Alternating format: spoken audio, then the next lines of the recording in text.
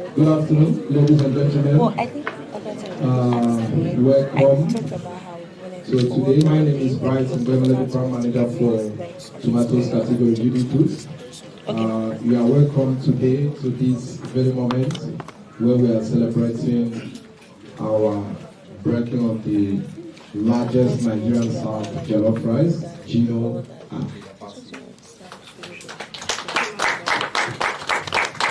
Thank you. I will hand over the microphone to the Marketing Director, Oreoluwa Atinmo. Okay. Good afternoon, everyone. Okay. Good afternoon, pressmen and women. Okay, so to start, thanks, Brett, for the introduction. But I'm going to hand over to the MD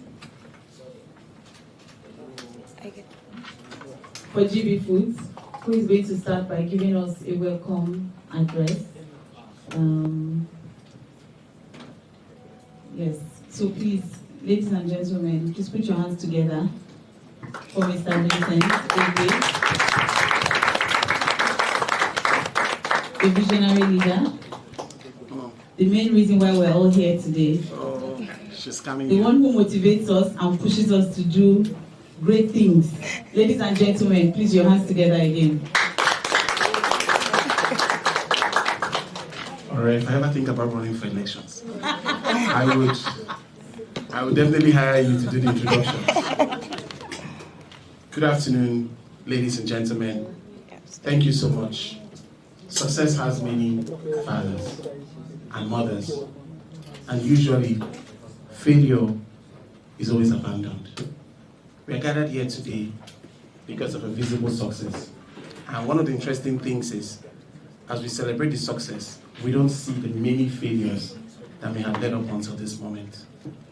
And so this is a welcome address to us, for us to celebrate this historic moment with our two-time Guinness World Record holder, Hilda Baci, and Nigeria's favorite culinary brand, Gino. But this is more a celebration of every one of us, whether you are holding the camera or whether you are sitting on this side of the camera. Today we are celebrating the success that reminds us that as long as we learn from our failures, we will continue to improve. Today's celebration is by no means a declaration of victory, where we are saying, hey, we are waving a banner and we're saying that we've done it, we've done it, we've done it. No. Today's celebration is us planting a flag on a milestone to say, we've climbed up this mountain, and our commitment to climb up higher mountains for the sake of translating our culinary traditions into the culture of our people. And this culture of excellence and seeking to exceed what people may consider impossible. That we'll continue to try, we'll continue to put in all the effort to make it possible. Of course, Ore gave all the glowing comments to me, but the reality is that Ore and Hilda did this all. Okay? And so you have to give them their flowers. Thank you and welcome, and let the proceedings begin. Thank you.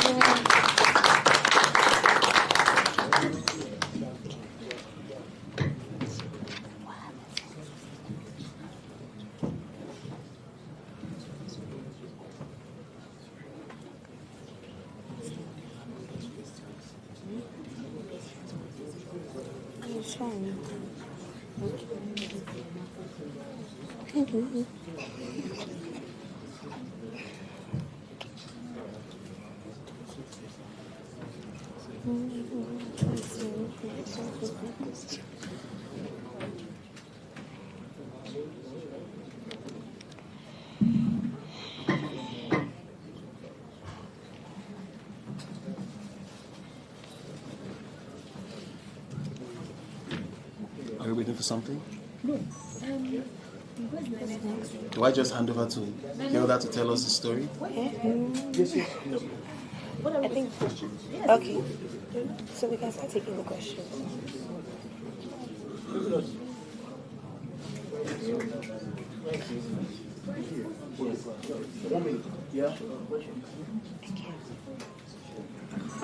know what, Hilda? I'll start to do the questions.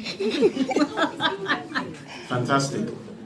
I know somebody's supposed to be asking questions, but I'm going to start asking the questions if nobody starts to ask the questions. I think they want you to give a speech. You have it ready? Yes. Good. Thank you very much. My name is Yes, I'll kind of repeating myself. So over 20,000 people joined the pursuit, and millions more watched online, right? So, and now Guinness has certified the record that you hold with Gino. Looking back, what does this moment represent to you personally? And I'll also add that, what was the place of your mother in all of this? Thank you. Thank you so much. I'll start by saying thank you to each and every one of you for being here. This means a lot to me and it means a lot to us. And to answer that question, there are so many layers. I mean, when the announcement was officially made, like when it was finally official that we had this record or we had set this record, it just felt more like a dream come true because there were so many conversations. Ori and I started this conversation since 2024, I think July 2024, and our very first meeting was in January this year. So imagine talking about one thing for 9 months, and you know, as time goes on, as the conversations progress, you discover new things, you realize new hurdles that you need to cross. And I remember I was having a conversation and asking ourselves, like, what's the first thing we're going to do when, you know, the record is announced, like when we get it officially. And it just felt like answered prayers. You know, I might sound very religious, but that's the truth, because I think through this whole time we held on to God and we could not have done this. There's so many miracles that we experienced in the time of having done this attempt. So it felt like answered prayers. It felt like, I always say I'm working in line with God's purpose for my life. So it's more like if you need any confirmation at the time that you were doing the right thing, that also felt like very, very strong confirmation that I was doing the right thing. And I always say my mom is like the most supportive mom. And I look at my mom and there's so many things in her that I see in myself. And I just feel like she's been so supportive. She's always there. She was ready to come a month before the event to just cheer me on, help me out in any possible way. And I feel like when you have that support and you have that love at home, it solves like half of your problem. So I owe a lot of who I am and what I've been able to achieve so far to my mom. I hope that answers your question. Okay, so this question is directed at Mr. Vincent. So Gino has been written into Guinness World Record history. From a leadership standpoint, what does this milestone mean for GB Foods Nigeria and the Gino brand? I'm sorry, I didn't get the name. My name is Chidima. Okay. Thank you for the question, Chidima. Thank you. Gino, as you know, is a brand that has been committed to pushing the envelope. Over 30 years ago, Gino was the first brand to begin to manufacture tomatoes in a sachet. At the time, 100% of all tomatoes in Nigeria just came from China in tins. So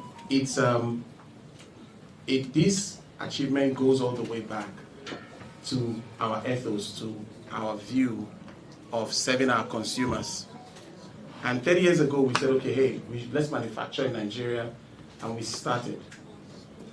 And we did the same thing with curry. And then about 10 years ago, we looked at tomatoes and said, hey, come on.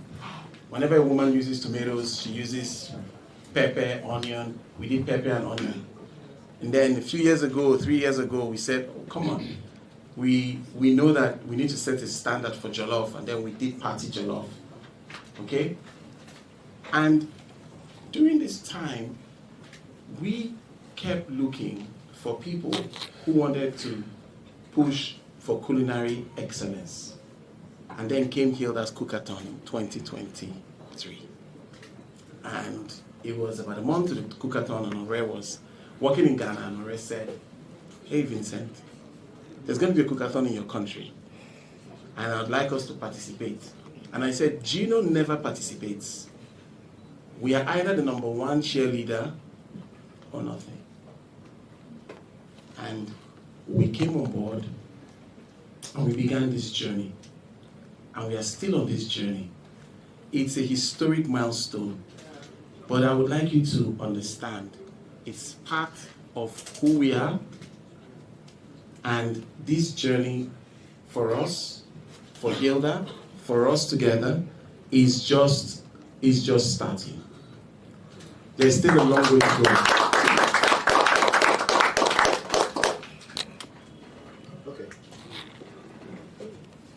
Okay, so the next question goes to Miss Oreoluwa Atinmo. Okay, the project sparked national pride and global appeal. What was the larger vision behind investing in something of this scale, and how do you feel it has been achieved? Okay, so I think, like my boss Vincent and Hilda was saying, we kept asking ourselves, how do we tell Nigerian story of creativity and resilience through food? And I think this is how the story started, right? So I would say that that was the first thing. And then we also asked ourselves, how can we make food more than nourishment? How can we turn food into culture? I think this was the big vision, right? And so taking, such a fantastic and a brilliant idea and turning it into culture is the most amazing thing to see. Beyond that, I think what we also successfully established is creating a platform, a global platform for food. What we do know now are music platforms, right? Music has global platforms it sits on, but what about food? What about our Nigerian food? What about our heritage? Most especially, what about Asun Jollof Rice? So I think even beyond all of that, we also set out to, number one, establish Asun Jollof Rice as a truly authentic Nigerian recipe. And I think we did that beautifully well. We also set out to introduce our new innovations. Starting from the past 5 years, we have been slowly building, launching innovations that celebrate our local flavor, which is in line with our ethos anyway, to celebrate local flavors. And so it was a great moment to bring all of this together and put it on a global platform. Thank you very much. Okay, so Hilda, how do you come about this recipe that has now become the famous record setting? You people will say that I'm coming again. But I remember when I started cooking quite young. I think I was maybe 8 or 9. Jollof rice was something that I never really used to make. It wasn't necessarily the biggest recipe in my house. And as time went on, I think from going to school, going to university, I realized that, jollof rice was a big thing. And for some strange reason, it didn't come so easy to me. I would try and I would just feel like something is missing. There's just something that is not just there. And I talk about my talent for cooking because the way people know how to sing is kind of how I know how to cook. Like these ideas just come to mind and then I put them into practice. Now, for the jollof rice recipe, and a lot of people probably wonder like, why did you combine our 3 innovations, which is the patty jollof, the asun paste, and the pepper chicken paste? Like, I'm very unconventional when it comes to recipes, especially because I'm very big on our local recipes and our local flavors, and I feel like that's why Gino and I match so nicely. But yeah, so it was, I had been able to now figure out from trials and errors what my major issues were with making jollof rice, and I had now established an amazing jollof rice that led me on to winning, the jollof face-off between Nigeria and, another country. And,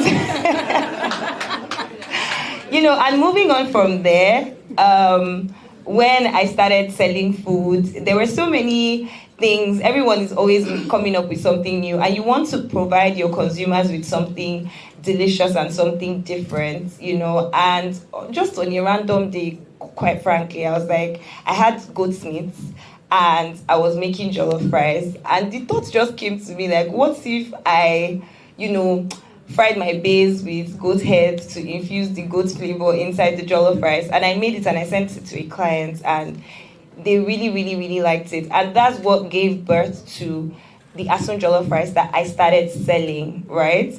And I remember when Gino and I, met, when they were cutting me, there were so many agreements that we had, and I told them, I was like, I remember having this conversation with Vincent, and I'm like, there's so many things, though, like, I want cubes, I want paste, I want this, and they're like, you're in the right place, but there are things that we've been working on, you're going to be so happy with what we've put together so far. And I remember in January when I think they sent me a few samples for the cubes and the Asun paste, and I'm like, yeah, this is it, like, this is actually like, I combined all three because pepper chicken had already been launched the year before, and like Patty Jollof was already there. I'm like, let me combine all three and see what we get. And when I made it, I texted her, I was like, see, this is all you need to make your jollof game.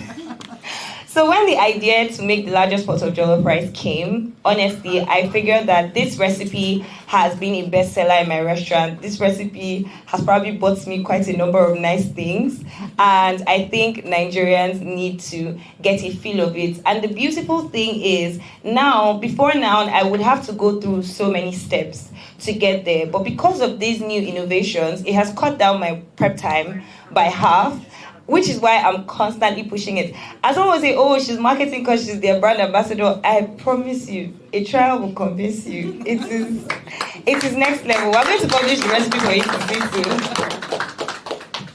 Okay, so a quick question. Someone asked me earlier, not today, what's next for Hilda Baci? Are we going to see a largest pot of beans?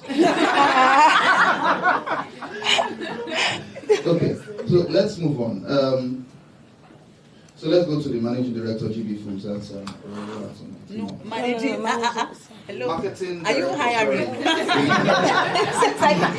you hiring? Okay, No, so send marketing director. marketing director, yes. It's for you. The Guinness World Record gave Gino a global spotlight. What does this recognition mean for the brand's story and position? I think this just establishes what Gino has always been. Gino has always been a household name. Beyond Nigeria, Gino is an African brand, has been around for many years, is in almost every Nigerian home. I mean, probably penetration of some of our products is 100%. I think the only extra thing is in the cubes, because many people associate Gino with the tomato paste, right? But what this has also done is that it has brought our cubes to the foremost, mind of consumers. So that would be the extra thing. But I think this entire thing has just reinforced what Gino has always stood for excellence, for quality, for innovation. Thank you. Let's go to Mr. Egbe. Okay, Mr. Vincent Egbe. Beyond the brand's visibility, how do you see the record-shaping Gino's role in advancing Nigeria's culinary narrative globally? We're making progress. We're making progress. If you think about culture, and Hilda spoke about it, already spoke about it. Over the last 30 years, we began with our movies, and Nollywood quickly went up to the top 3 globally. And then we moved to our music. And our music, inspired by Nigeria, Afrobeats, is what's celebrated all around the world. In the world's biggest sporting events, you have our biggest stars headlining the biggest events, whether it's the European Cup or the World Cup or different events around the world. And we believe that somebody needs to champion the way for food. When you go anywhere in the world, you would see Chinese food, Indian food. Gino committed because for GB Foods, our parent company, our theme, our ethos, our purpose is celebrating local flavors, is how can we make it possible to plant Nigerian cuisine and culinary traditions first on the Nigerian map and then globally. When you think about making rice and stew, you can make rice and stew in 30 minutes. You think about making our jollof, you can make it usually in 30 minutes. But try to make something that is Niger, like Asun rice, and you need about 3 hours. But if you can produce a recipe delicious enough to bring that Asun to life in 30 minutes, then the adoption of Asun rice in Nigeria would grow, and the adoption around the world then becomes possible. And so what has just happened, and this is why we took our time as an unconventional company, an unconventional brand, to look for somebody committed to just the same things, like Hilda. And this union has started producing a lot of fruits, whether you look at our pepper chicken. And this is not a marketing thing, because one other thing that's very important about us, we don't make products because we want to sell more. We make products because we want to enjoy, because we want to make a difference in the consumer's life. So when we make something, we make it with the intention that we want to enjoy it. And that's the spirit behind Party Jollof. That's the spirit behind pepper chicken. That's the spirit behind Asun. And so what you can expect is what has happened has given us a good foundation, a good pedestal to be able to connect with more and more people, to do, of course, more and more things.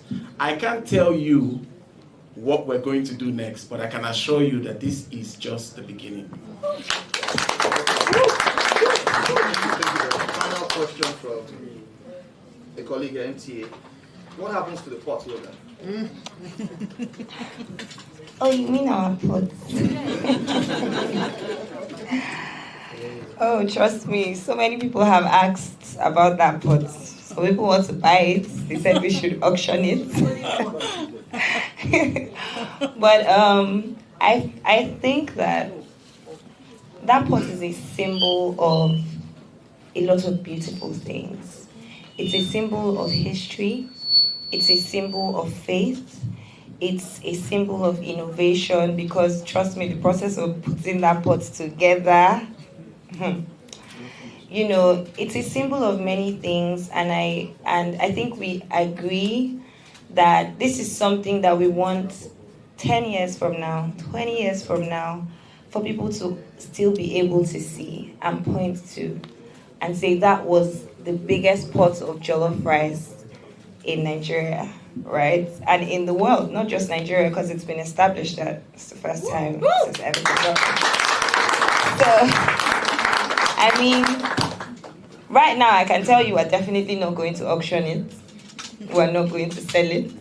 We're going to make sure that as many people as possible get to see it in its glory. And you're probably going to ask me, are you going to keep it in that shape? No.